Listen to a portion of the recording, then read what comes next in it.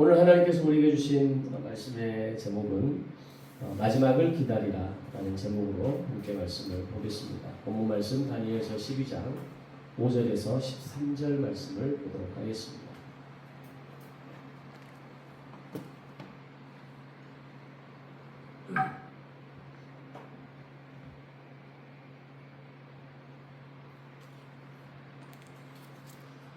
하나님께서 오늘 우리에게 주신 말씀의 제목은 마지막을 기다리라 라는 제목으로 함께 말씀을 나누겠습니다. 본문 말씀 다니엘서 12장 5절에서 13절 말씀까지 함께 봉독하겠습니다. 시작. 나 다니엘이 본즉 다른 두 사람이 있어 하나는 강 이쪽 언덕에 섰고 하나는 강 저쪽 언덕에 섰더니 그 중에 하나가 세마포 옷을 입은 자 곧 강물 위쪽에 있는 자에게 이르되 이 놀라운 일의 끝이 어느 때까지냐 하더라. 내가 들은즉 그 세마포 옷을 입고 강물 위쪽에 있는 자가 자기의 좌우 손을 들어 하늘을 향하여 영원히 살아계시는 이를 가리켜 맹세하여 이르되 반드시 한 때, 두 때, 반 때를 지나서 성부의 권세가 다 깨지기까지이니 그렇게 되면 이 모든 일이 다 끝나리라 하더라. 내가 듣고도 깨닫지 못한지라. 내가 이르되 내 주여 이 모든 일의 결국이 어떠하겠나이까 하니 그가 이르되 다니엘아 갈지어다. 이 말은 마지막 때까지 간수하고 봉함할 것임이니라. 많은 사람이 연단을 받아 스스로 정결하게 하며 희게 할 것이나 악한 사람은 악을 행하리니 악한 자는 아무것도 깨닫지 못하되 오직 지혜 있는 자는 깨달으리라. 매일 드리는 제사를 폐하며 멸망하게 할 가증한 것을 세울 때부터 1290일을 지낼 것이요 기다려서 1335일까지 이르는 그 사람은 복이 있으리라. 너는 가서 마지막을 기다리라. 이는 내가 평안히 쉬다가 끝날에는 내 몫을 누릴 것입니다. 아멘. 오늘은 다니엘서를 마지막으로 살펴보는 날입니다. 지난 5개월의 시간 동안 다니엘을 통해서 주시는 말씀의 은혜를 저와 여러분이 함께 경험하는 시간이셨으리라 생각합니다. 오늘 말씀을 통해서도 다니엘서를 통해 우리에게 말씀하시는 은혜가 있을 줄로 믿습니다. 여러분 혹시 이런 경험 있으십니까? 누구라도 듣고 싶어 하지 않는 말, 또는 이 말을 내가 하면 저 사람과의 관계가 틀어질 수도 있다고 생각하는 말, 그런 말을 그 누군가에게 해보신 적이 있습니까?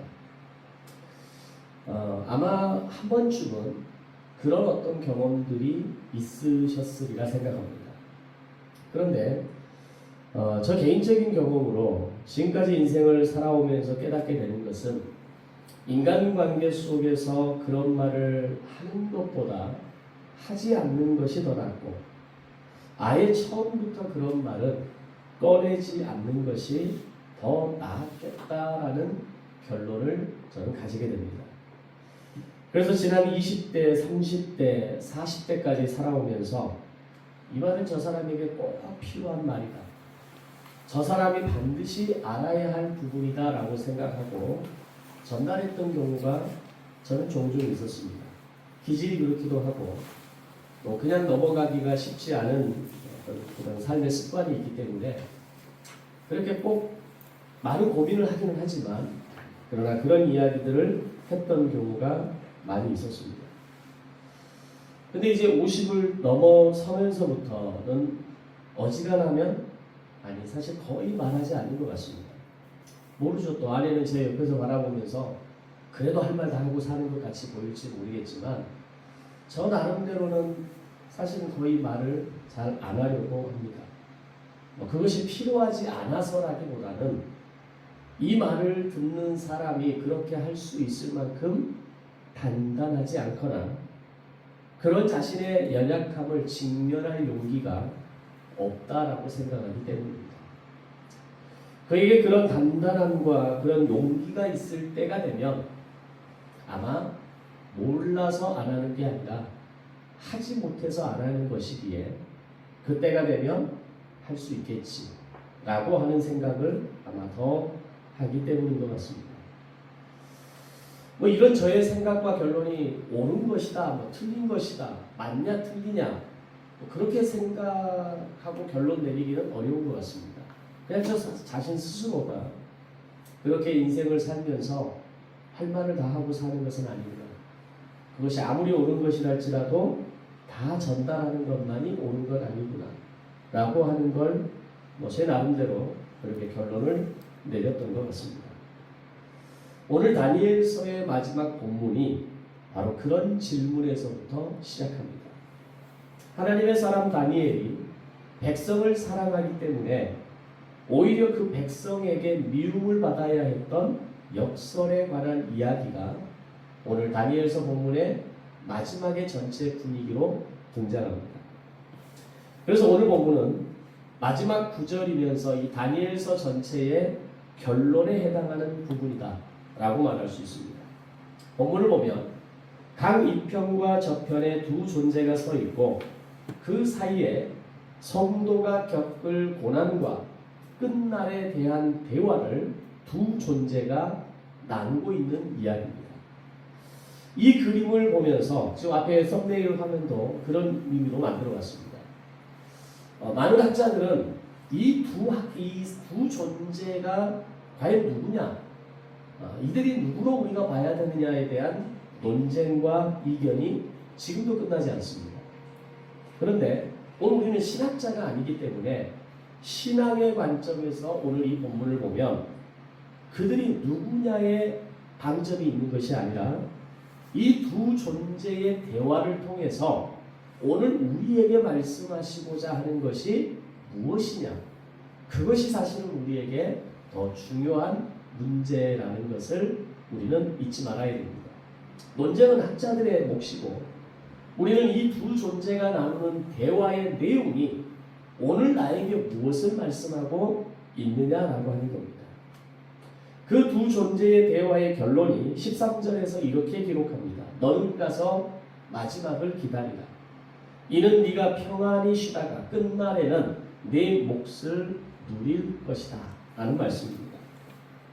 바사 제국 이전에 바벨론이 신흥 강국으로 떠오르던 시기에 이스라엘 지도자들은 여러 가지 의견이 분분했습니다.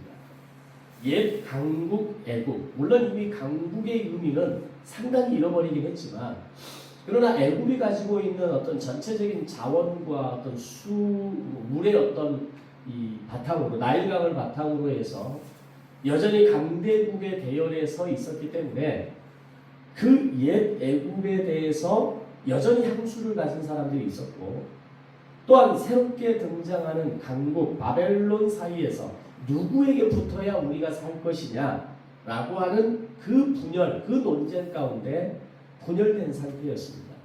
우리나라도 그런 어떤 역사적인 시기가 있죠. 사대부의 어떤 그런 논리 속에서 우리가 중국에 대한 예를, 사대부의 예를, 그들에 대한 황제의 예를 갖추어야 한다. 뭐 이런 어떤 주장부터 시작해서 그 안에서 정치적인 끊임없는 논쟁과 암투가 벌어졌던 우리나라의 역사도 존재합니다. 그 혼란 속에서 유다의 마지막 선지자였던 예레미야가 등장하죠. 그때 그 등장한 예레미야가 했던 이야기는 이겁니다.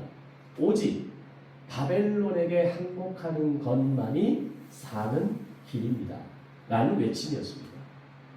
사실 조국 이스라엘을 누구보다도 사랑했던 예레미야가 자신의 사랑하는 백성에게 바벨론에게 항복해야 삽니다. 이 말을 권해야 했을 때 그때 예레미야의 심정은 과연 어땠을까요? 동시에 아마 그 당시에 어느 누구도 예레미야의 마음을 이해하거나 그 예레미야의 외침이 하나님의 말씀이라는 것을 동의하는 사람은 한 사람도 없었습니다. 마치 오늘 우리가 과거의 역사 속에 일제시대에 어느 한 사람이 일본에 항복해야만 우리가 살 수 있습니다 라고 말했다면 그는 친일파로 낙인이 찍혀서 독립운동가들에게 총살을 당하거나 암살을 당하는 뭐 그런 어떤 상황들이 있을 수 있었겠죠. 바로 그런 유사한 상황이 마지막 유다의 멸망의 시기에 닥쳐왔을 때, 바벨론의 침공을 앞두고 있을 때, 그때 국제적인 그 유다의 국내 정세가 그런 모습이었다라고 하는 겁니다. 물론 일제시대 때 활동했던 친일파의 그런 외침이나 예레미야가 바벨론에게 항복해야 삽니다라고 말하는 것은 사실 결이 완전히 다른 거죠. 그것은 분명히 하나님께서 예레미야에게 지금은 바벨론에게 항복해야 너희가 살 수 있고 너희는 반드시 70년 만에 다시 돌아오게 될 것이다 라는 말씀을 해 주셨기 때문에 사실 또 비교할 수 없는 겁니다. 그러나 이 내막을 인정할 수 없는, 이걸 받아들이지 않는 사람들은 마치 우리가 친일파로 그들을 증오하고 지금의 이 역사 속에서도 해결되지 않는 과거 친일의 어떤 위치에 섰던 사람들에 대해서 여전히 해결되지 않는 역사를 바라보면서 지금도 우리는 일본에 대한 또는 친일파에 대한 그 불편한 마음을 여전히 가지고 있는 겁니다. 그렇게 예레미야는 바벨론에게 항복해야 됩니다라고 이야기했고, 친애국주의자들에 의해서 나중에는 억지로 애국으로 끌려가고 마지막 죽음을 애국에서 맞이하게 됩니다. 그가 마지막 죽기까지 그는 조국 이스라엘을 바라보며 슬퍼하고 애통했을 겁니다. 그러면서도 그는 애국에서 하나님의 말씀을 전하는 선지자로서의 사명을 마지막까지 감당하게 됩니다. 예전에 한번 제가 김동구 선교사님하고 2명이서 3명이서 한 차를 렌트해가지고 거의 한 달 정도, 약간 못 되는 기간 동안 애국과 요르단을 다녔던 그때를 기억하실 겁니다. 그때 애국에 갔을 때 그 예레미야 선지자의 가르침을 받은 그 제자들이 쉽게 말하면 수도원을 형성해서 만든 터를 한번 가봤습니다. 지금은 사실 거의 사막 한가운데 황량한 사막과 같은 저 한쪽에 이집트의 피라밋이 보이는 그 어느 한쪽 편에 벽돌 몇 장이 남아있고 대리석이 몇 개 남아있는 터밖에 보이지 않는데, 그곳이 예레미야의 제자들이 만든 수도원이었다라고 하는 것에는 학자들의 의견이 거의 없었습니다. 그걸 바라보면서 예레미야는 과연 조국 유다의 이스라엘을 바라보면서 어떻게 이곳에서 마지막 죽음을, 마지막 인생을 마감했을까? 어느 누구도 자신의 말을 들으려 하지 않고 오히려 자신을 원수로 취하면서 친애국주의자들이 애국으로 가면서 그 예레미야의 멱살을 붙잡고 애국으로 끌고 갔을 때, 끌려갈 때, 그때 예레미야의 심정은 과연 어떤 마음이었을까라고 하는 겁니다. 그럼에도 불구하고 예레미야는 종족에게, 동족에게 배신자였고 거짓 선지자라는 말을 들었고, 자신들이 애국으로 끌고 가면서 나중에는 웅덩이에 집어 던져서 죽이려고까지 했던 여러 가지 사건들이 펼쳐지게 됩니다. 예레미야도 역시 조국을 사랑했기 때문에 미움을 받아야 했던 그런 역설이 바로 예레미야에게서 끝나지 않고 다니엘서로 이어지면서 이 다니엘서 전체를 관통하는 예언자의 숙명을 우리는 읽어가게 되는 겁니다. 따라서 우리는 다니엘서를 읽을 때 바벨론으로 끌려간 이스라엘 백성들이 어떻게 바벨론 포로의 삶을 살았고 어떻게 다시 하나님의 약속을 기억하면서 다시 유다로 돌아오는, 또 그 가운데서 다니엘이 새로운 바사 제국의 총리로 등극하는 이런 어떤 역사적인 히스토리만을 볼 것이 아니라 사실 그 밑바닥에 깔려있는 그 예언자의 슬픈 운명의 삶을 살아야 했던 과거의 예레미야, 그리고 그 시대의 다니엘, 그리고 오늘 이 시대의 예언자적 삶을 살아가야 하는 그런 하나님의 사람들의 마음을 우리는 볼 수 있어야 하는 겁니다. 다니엘 또한 환상 속에서 이스라엘 백성들이 이방의 칼날에 의해서 몰락하게 될 것을 보았기 때문에 그 고통스러운 예언을 살아가는 동족에게 그대로 전달해야 했던 겁니다. 그것은 다니엘에게 끝나지 않습니다. 세계 교회사에서도 이와 같은 숙명을 감당했던 아주 대단한 인물이 하나 있습니다. 20세기 독일의 신학자 가운데 손에 꼽히는 디트리히 본헤퍼 목사님이라는 분입니다. 이분은 나치즘권 아래에서 침묵하고 있었던 독일 교회를 향해서 값싼 은혜를 경계하라 라고 외쳤던 목회자였습니다. 교회가 당시 우리나라도 그랬죠. 일제치하 때 신사참배를 찬성하는 결의가 총회에서 이루어지고, 신사참배 절하는 것은 우상숭배가 아니라 그냥 우리에게 은혜를 베풀었던 일본에 대한 감사하는 마음을 표현하는 것입니다라고 성도들을 설득했던 한국교회가 우리도 있었습니다. 그것처럼 독일교회도 나치 정권을 인정하고 찬양하면서 이 나치 정권이 가지고 있는 정당성을 이야기했던 그 성도에 누가 있었냐? 독일교회가 있었던 겁니다.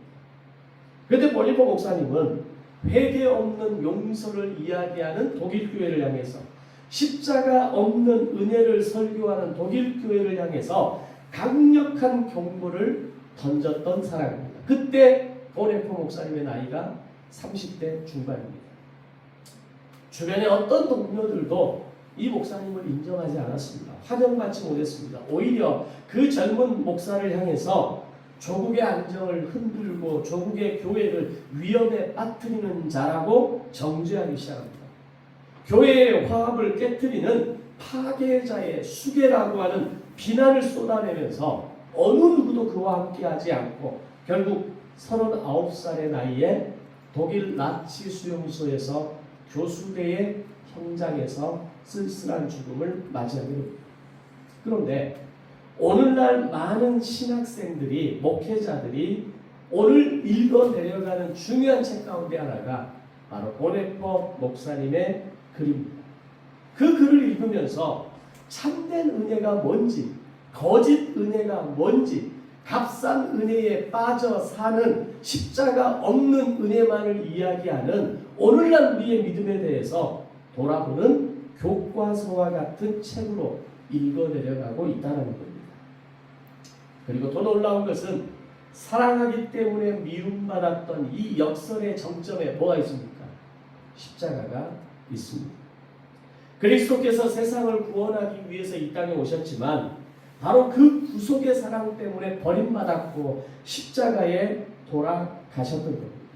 이처럼 예레미야도, 다니엘도, 본헤퍼 목사님도 결국 이 십자가의 그림자 안에서 자기의 길을 걸어간 사람들이었다는 겁니다. 이런 흐름을 보면서 오늘 이 다니엘서 마지막 본문을 본다면 과연 오늘 우리는 믿음의 인생을 살아가면서 내가 지켜야 할 것은 무엇이고 오늘 내가 붙들고 살아가야 할 것은 무엇인가에 대해서 다시 한번 고민하게 되는 겁니다. 다시 본문으로 돌아와서 오늘 다니엘서가 우리에게 보여주는 큰 흐름은 두 가지입니다. 하나는 세상 제국이 아무리 강해 보여도 결국 그들은 무너진다는 겁니다. 과거 5대 제국의 역사, 애굽은 제국의 어떤 틀을 완성하지 못하고 무너졌지만 그 이후에 아수르, 바벨론, 바사, 헬라, 로마로 이어지는 이 5대 제국의 역사를 보면 어느 하나도 지금 제국의 자리에 남아있지 않습니다. 지금의 제국은 어디입니까? 마음대로 군대를 파견할 수 있고 마음대로 미사일을 쏠 수 있고 마음대로 공격을 자행하는 제국이라고 하는 이름은 딱 미국 하나밖에 없습니다. 왜 제국이라고 합니까? 우리나 이 지구촌 어느 나라에 미군이 들어가지 않는 나라는 없습니다. 미군이 주둔하고 있고 거의 대부분의 영향력 있는 나라 안에 다 미국이 주둔해 있는 것 우리가 잘 알고 있지 않습니까? 그걸 우리는 제국이라고 이야기합니다. 자, 그런데 과거의 이 역사의 관점에서 아무리 제국이 강해 보여도 결국 다 무너졌다는 겁니다. 두 번째는 그 무너진 역사 위에 세워지는 하나님의 나라는 영원하다라는 겁니다. 오늘 다니엘이 환상 속에 보았던 이 모든 내용이 다니엘서 전체를 통해서 이야기하고 오늘 본문에서 마무리하는 그 중요한 핵심이 뭐냐? 이 두 개의 줄기가 바로 이 본문에서 보여지고 있다는 겁니다. 세상은 망하고 하나님의 나라는 영원하고 우리는 그 하나님의 나라에 속한 자들이다. 이게 결론입니다. 다니엘서 7장을 보면 다니엘은 인자 같은 이가 옛적부터 계신 이에게 나아가 영광과 권세와 나라를 받아서 영원히 멸망하지 않은 나라를 세우는 환상을 보게 됩니다. 이 인자에 대해서 신약에서는 뭐라고 합니까? 예수 그리스도라고 증언합니다. 다니엘서가 기록된 이후에 약 530여 년이 지난 이후에 결국 그리스도가 탄생하시고 십자가 사건이 이루어지고 마침내 부활을 통해 성취되었던 겁니다. 이 모든 맥락이 역사와 시간을 넘나들면서 오늘 이 다니엘서 12장 전체 가운데 미래에 일어날 500여 년 후에 일어날 일이 오늘 본문 가운데 담겨 있고 과거에 있었던 지금으로부터 약 150여 년 전에 있었던 그 역사의 흐름이 오늘 다니엘서에 기록되어져 있다는 겁니다. 자, 그러면 오늘 이 다니엘서가 말하는 성도의 고난은 과연 뭘 의미할까요? 너희가 때가 되었을 때 고난을 받게 될 것이다라고 끊임없이 오늘 본문은 이야기합니다. 그 때가 언제이고 그 날이 며칠이고 며칠이 지나서 이렇게 될 것이다라는 이야기를 하는데 이 모든 중심, 이걸 다 연결하는 하나의 단어는 고난입니다. 고난이 이렇게 너희에게 그때에 이 날 동안 임하게 될 거라는 겁니다. 그러면 그 고난은 과연 뭐냐라는 겁니다. 그리고 그 고난은 우리가 왜 받는 것이냐라고 하는 겁니다. 왜 고난을 받는다고 생각하십니까? 우리가 보통 고난이라고 하면 우리가 일반적으로 생각하는 고난의 이유가 뭡니까? 하나님의 징계라고 생각하고 있지 않습니까? 내가 잘못 살아낸 것에 대한 내가 잘못 인생을 믿음의 삶을 사는 것에 대한 하나님의 어떤 벌, 어떤 하나님이 나에게 징계하시는 어떤 회초리, 매라는 생각을 혹시 하고 계십니까? 우리가 사는 이 세상은 죄로 인해서 완전히 깨어진 상태라고 봐야 됩니다. 그 가운데 우리가 경험하는 고난은 우리가 예수를 잘 믿지 못해서 받는 벌이 아니라 이미 깨어진 세상 속에 사는 모든 사람이 인생을 살아가면서 자연스럽게 만나는 파열음이라는 겁니다. 결국 이 세상이 약육강식에 의해서 물질 만능주의에 의해서 오직 본능으로만 살아가는 이 세상의 깨어짐을 통해서 이 땅에 살아가는 모든 인간이 고난을 받을 수밖에 없다는 겁니다. 그 고난을 하나님은 때로 사용하시는 겁니다. 하나님이 궁극적으로 우리에게 고난을 주시고 벌을 주시고 회초리를 내리시고 우리를 때리시는 하나님이 아니라 세상의 파열음이 우리에게 고난을 만나게 하게 만든다는 겁니다.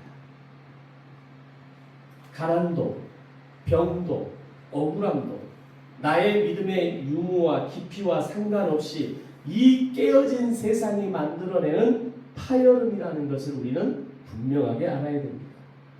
근데 이 파열음은 신앙이 있는 사람에게도 있고 신앙이 없는 사람에게도 주어지는 것이라는 겁니다. 그러면 이 두 케이스가 똑같냐? 그렇지 않습니다. 두 케이스가 분명히 다른 건 뭐냐? 성도에게 고난은 끝이 아니라 시작이라는 겁니다. 마치 그리스도의 십자가와 죽음이 끝이 아니라 부활을 통해 죽음을 깨트리고 이 세상을 회복시키시는 하나님의 능력이 되셔서 오늘 내가 부활을 이기고 죽음을 이기고 부활의 생명으로 살아가는 하나님의 능력으로 살아가는 존재가 된 것처럼 성도의 고난은 시작이라는 겁니다. 세상 사람들이 경험하는 고난은 뭡니까? 고통이고 죽을 것만 같은 세상이지만 성도가 만난 고난은 내가 가진 진짜 보물이 무엇인가를 드러내는 시간이고 그것이 무엇인가를 깨달아가는 시간이라고 하는 사실입니다. 우리 농담 비슷하게 하는 그런 말 가운데 이런 얘기 있죠. 화재 현장을 분석해 보면요. 화재 현장에서 사람들의 행동을 조사한 연구에 보면 사람들이 위급한 상황에서 가장 먼저 챙기는 물건을 한번 조사해 봤더니 바로 그 사람이 평소에 가장 소중히 여기는 것이 뭔지를 보여주고자 한다는 겁니다. 누군가는 중요한 서류를 챙기고 나온 사람이 있고 누군가는 명품을 챙긴 사람이 있고 누군가는 자신들이 기르는 반려동물을 챙겨서 나왔더라 라는 연구 결과들입니다. 그렇게 인생이 만나는 위기의 순간은 평소에는 잘 나타나지 않습니다. 내가 뭘 진짜 중요하게 여기고 뭘 붙잡고 살아가는가 어쩌면 사실 자기도 잘 모릅니다. 그런데 오늘 우리가 인생의 순간을 만났을 때 바로 그 순간 내 마음의 우선순위가 뭔가를 우리는 적나라하게 직면하게 되는 겁니다. 우리의 삶에는 예고도 없이 찾아오는 화제가 있죠. 병이라는 화제가 있고 상실이라는 화제가 있고 건강과 재정의 삶의 기반이 뿌리채 흔들리는 화제들을 경험합니다. 과연 우리는 그 화제와 불길 앞에서 과연 나는 뭘 붙잡았느냐를 보아야 합니다. 그 인생에 쓰러져가는 마지막 순간에 내가 붙잡으려고 하는 것, 내 진짜 예배하는 대상이 무엇인지, 그것이 물질인지 사람인지, 그것이 어떤 나에게 있어서 나의 이 자존감을 채워주는 어떤 그 물리적인 것들인지, 아니면 그 상황 속에서 오직 나를 살리시는 분이 하나님이시기에 나는 이 하나님을 붙들고 살아가겠습니다라고 고백하는 이 고백인지, 우리는 화제의 순간을 만났을 때, 인생의 위기를 만났을 때 내가 가장 지금 붙들고 살아가는 게 무엇인지를 그때 깨닫는 겁니다. 자, 그러면 여러분 과거를 돌아봤을 때, 여러분의 인생이 위기를 경험할 때 여러분은 뭘 붙잡으셨나요? 그 인생의 위기와 외로움과 고통을 내가 어떤 직면했을 때 그걸 내가 이겨내기 위해서 붙드는 건 뭡니까? 물질입니까? 친구입니까? 사람입니까? 그럼에도 불구하고 하나님 한 분 그분이십니다. 그게 내 삶의 우선순위라는 겁니다. 이전에는 우리는 그걸 알지 못해요. 그러나 인생의 위기를 경험한 사람만이, 인생의 고난을 경험한 사람만이 마침내 고난 가운데 내가 붙잡아야 할 것이 무엇인지, 내가 붙잡아야 할 분이 누구인지를 명확하게 깨닫게 되는 겁니다. 철이나 금을 재련할 때 사용하는 방법이 뭔가요? 뜨거운 불 속에, 용광로 속에 집어넣는 겁니다.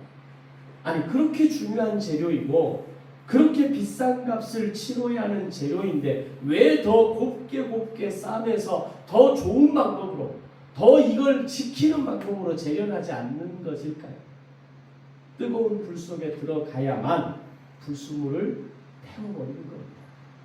불순물이 타버려야 더 단단한 철이 나오는 거고 더 순도 높은 순금으로 만들어지는 겁니다.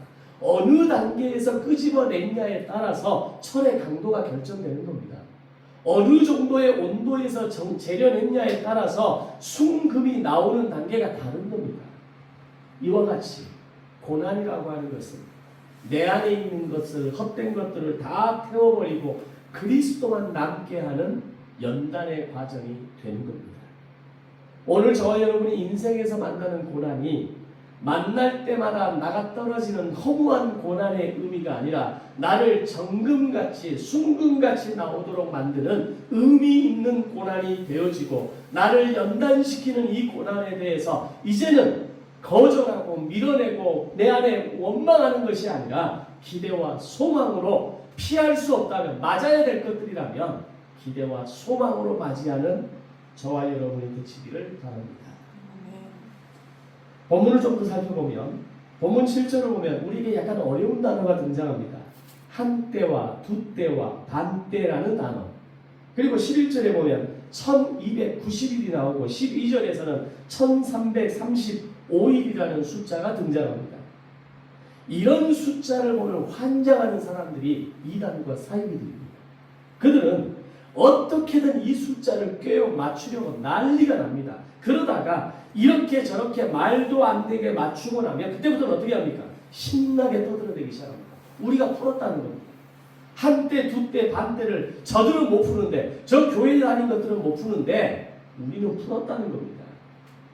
근데 놀라운 건 이 이야기를 듣는 믿음의 사람들조차도 그런 뜻이 있었어.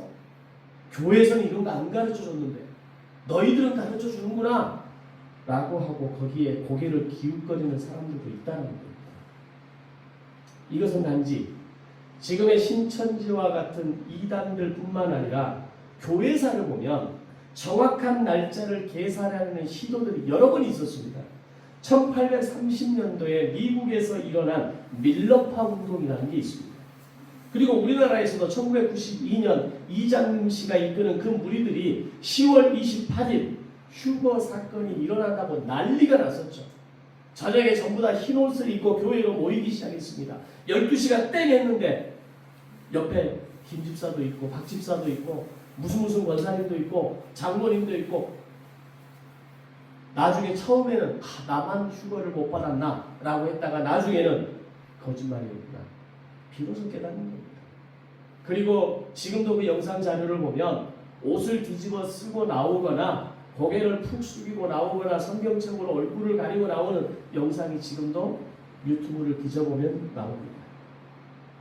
이런 시도의 공통점이 뭡니까? 감추어 둔 것, 성경이 감추어 둔 것을 억지로 풀어내려 한다는 겁니다. 우리가 성경을 볼 때 두 가지 관점으로 봐야 됩니다. 성경이 우리에게 명확히 말씀하시고자 내어놓은 것은 이 뜻이 무엇일까를 묵상하면서 기대하면서 이걸 해석하려고 노력하는 관점이 필요합니다. 두 번째는 성경이 감추어 두려고 하는 게 있습니다. 분명히 말씀하시고는 하는데 이걸 감추어 두기 위해서 애매하게 말하는 것들이 있다는 겁니다. 그게 한때 두때와 반때고 몇천 몇일이라고 하는 이런 단어들입니다. 이건 너희들이 알려고 굳이 할 필요가 없다라는 겁니다. 너희들이 알아야 할 것은 이 뒤에 담겨진 의미를 알라는 겁니다. 그 의미만 딸랑 말하면 너무 직접적으로 말하니까 긴장하지 못하고 그냥 대충 알아먹으니까 적어도 이렇게 뭔가가 있구나. 뭔가 뜻이 분명히 있구나. 그렇게 추상적인 어떤 의미와 숫자와 개념을 이야기하지만 그 뒤에는 이런 놀라운 뜻이 있다라는 걸 보여주고자 하는 겁니다. 그래서 우리가 성경을 볼 때 중요한 기준은 본문의 숫자가 정확히 뭘 가리키는지 우리는 알 수 없다는 겁니다. 대표적인 숫자가 666 같은 숫자죠. 그걸 억지로 끼워 맞춰서 그 당시에는 네로였고 또 그 이후에는 누구였고 로마였고 누구였고 별 희한한 해석들이 다 나옵니다. 666은 그때 당시에 그들이 생각하는 적그리스도의 대표적인 인물이 그냥 네로였던 겁니다. 그냥 로마 제국이었던 겁니다. 그렇게 말하면 이 666이라는 개념이 뭔지 그 시대의 사람들은 아는 거예요. 그게 문화적인 소통이고 그들이 경험하고 있는 삶의 현장이기 때문에. 그러나 오늘날의 666은 그걸 누구라고 깨워 맞출 필요가 없는 겁니다. 마치 그런 강력한 적그리스도가 마지막 세대에 등장해서 교회를 흔들어대고 교회를 무너뜨리려고 하고 믿음의 사람들을 무너뜨리려고 하는 어떤 세력들이 분명히 존재할 수 있다. 이 얘기를 하고 있는 겁니다. 분명한 것은 이 숫자들은 하나님의 때를 가리키고 있다는 겁니다. 성경이 말하는 때가 우리가 생각하는 시간으로 계산하거나 우리가 계산하는 그 이해의 개념으로 설명할 수 있는 것이 아니라는 겁니다. 그러나 분명한 건 하나님의 때는 분명히 있구나. 하나님의 때는 반드시 오는 것이구나. 이것만 보면 되는 겁니다. 그때가 다 차면 깨어진 세상은 끝날 것입니다. 깨어진 세상에서 냈던 파열음은 더 이상 존재하지 않을 겁니다. 다시는 아픔과 눈물이 없는 하나님의 나라가 도래하게 될 것입니다. 이 모든 이야기의 결론이 13절입니다. 너는 가서 마지막을 기다리라. 아멘. 여기서 기다리라라고 번역된 히브리어 타누아흐라고 하는 단어는 여러 번역 성경에서 다르게 옮겨져 있습니다. 유진 피터슨 목사님이 쓴 성경, 메시지 성경이라는 곳에서는 이 구절을 뭐라고 해석을 하냐면 네 할 일을 해라 라고 번역하고 있고, 좀 더 쉽게 쓴 다른 성경, 쉬운 성경, 그리고 새번역 성경, 이런 성경에서는 뭐라고 하냐면 네 길을 가라 라고 해석합니다. 다 다르게 보이지만 이 번역들이 보여주는 공통된 의미는 하나입니다. 마지막을 기다리는 성도의 삶의 자세가 손을 놓아버리고 그저 이 시간이 흘러가기를 이 또한 지나가리라 라는 마음으로 그렇게 내 삶의 모든 시간을 내려놓고 수동적인 기다림으로 기다리는 것이 아니라 나에게 주어진 길을 걸어가라는 능동적 기다림을 말하고 있다는 겁니다. 즉 시간을 의미 없이 흘려보내는 기다림이 아니라 시간을 살아내는 기다림입니다.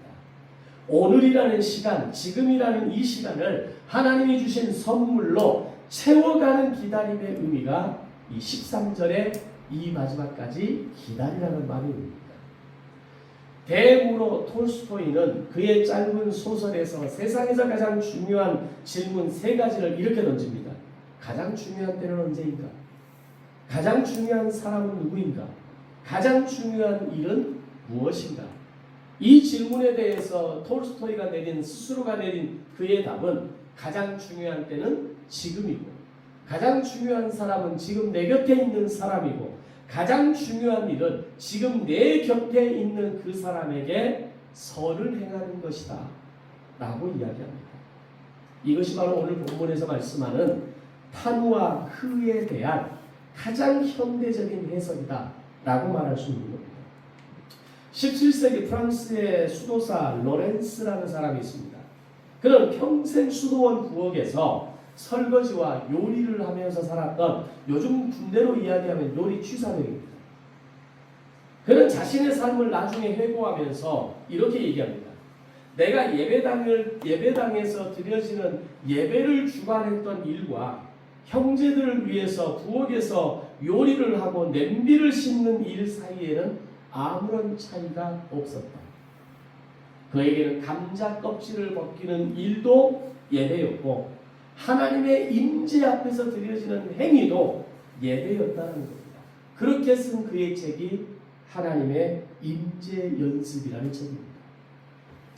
어떤 일을 하는가 보다 어떤 마음과 시선으로 그 일을 행하는가가 그 일을 거룩하게 만든다는 것을 그는 부엌이라고 하는 가장 낮은 자리에서 증명해 보이는 삶을 평생 살다가 그의 인생을 마지막까지 요리사로만 살아냈던 겁니다. 그걸 잘 보여주는 이야기가 성경에도 등장합니다. 마르다와 마리아의 이야기죠. 무엇이 더 옳은가가 아니라 지금 하고 있는 이 일이 지금 나에게 가장 중요하고 옳은 일이고 필요한 일이라는 것을 예수님은 마리아에게 말씀하고 있는 겁니다. 저에게는 주일에는 이 강단에서 설교를 하는 것도 저에게 중요한 일이지만 평일에 현장에서 다양한 사람을 만나면서 그들에게 강의를 하는 것도 거룩한 일이라는 겁니다.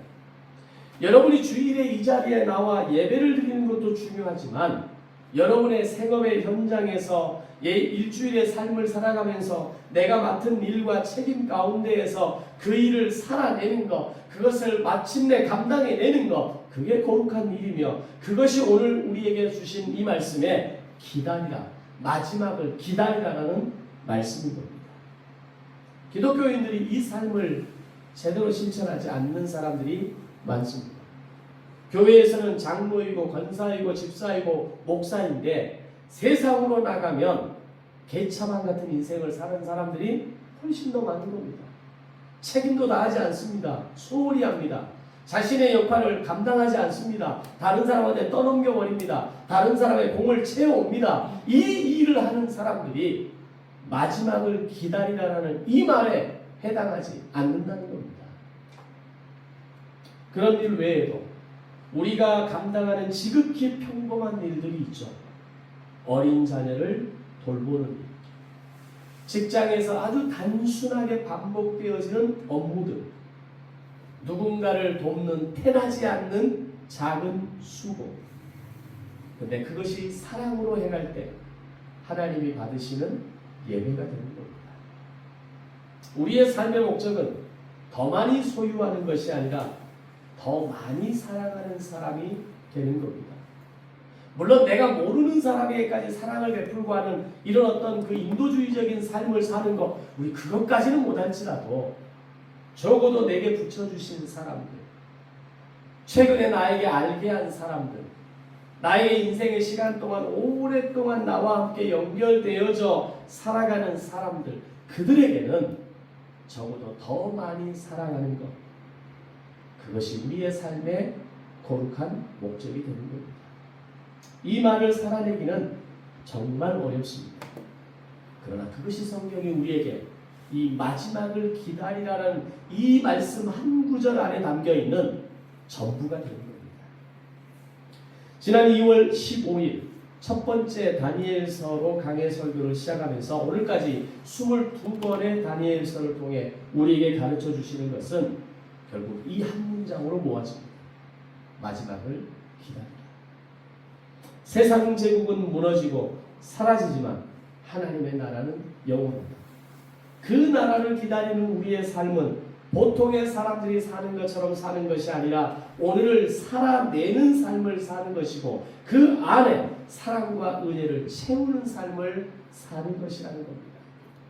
톨스토이라는 사람이 예수를 믿었는지 안 믿었는지는 모르겠습니다. 근데 그런 사람도 내 이웃에게 선을 행하는 것이다라고 말을 하고 있다면 오늘 성경이 우리에게 사랑과 은혜를 채우는 삶이라고 말하는 것은 더 고귀하고 더 대단하고 더 엄청난 우리를 향한 지상명령이라는 것을 알아야 되는 겁니다.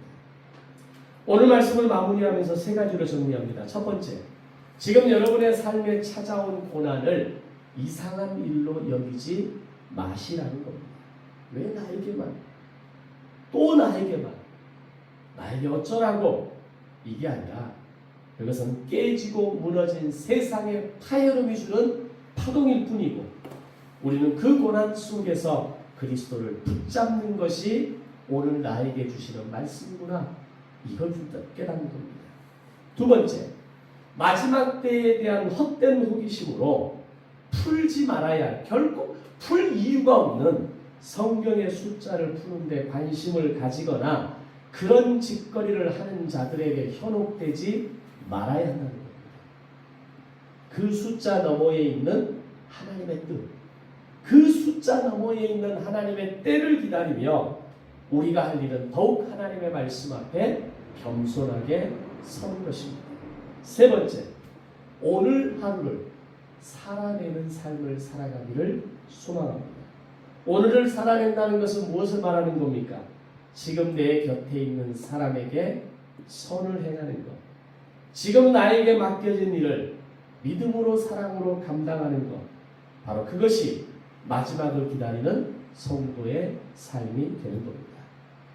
분명 세상은 반드시 끝이 날 겁니다. 그리고 그 끝은 우리 믿음의 사람들에게는 절망이 아니라 소망이 될 것입니다. 우리는 무너지는 세상이 아니라 영원한 하나님의 나라에 속한 사람들이기 때문입니다. 아멘.